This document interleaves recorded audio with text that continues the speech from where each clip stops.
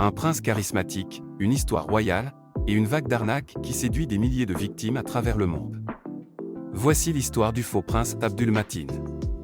Mais derrière cette façade glamour se cache une véritable machine d'escroquerie numérique. Les escrocs empruntent l'identité du prince Abdulmatin, célèbre membre de la famille royale du Brunei. Mais ce n'est pas lui. En utilisant des plateformes comme Facebook, ils prétendent offrir une proximité royale, à des fins purement frauduleuses. Les victimes sont manipulées émotionnellement, croyant converser avec le prince en personne. Sous prétexte de frais d'urgence ou de problèmes financiers, elles envoient parfois des sommes considérables. Les escrocs promettent des opportunités dans le pétrole ou l'or, attirant les investisseurs crédules avec des rendements mirobolants. Des collectes de fonds prétendument soutenues par le prince servent en réalité à remplir les poches des escrocs.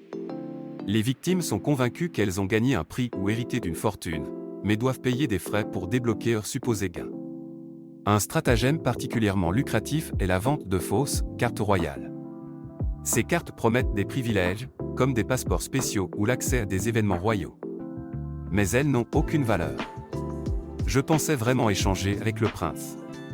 Tout semblait si réel. Mais j'ai perdu plus de 5 000 €. Ils m'ont promis un partenariat royal. Je leur ai fait confiance, et j'ai tout perdu. Ces escrocs construisent des profils détaillés, avec des photos officielles et des messages travaillés. Leur cible principale ? Des personnes vulnérables, souvent séduites par le rêve d'un lien avec la royauté. Pour éviter de tomber dans ces pièges, vérifiez toujours l'authenticité des profils en ligne. Soyez prudent avec toute demande d'argent, même en cas d'urgence. Faites vos recherches avant d'investir ou de faire un don.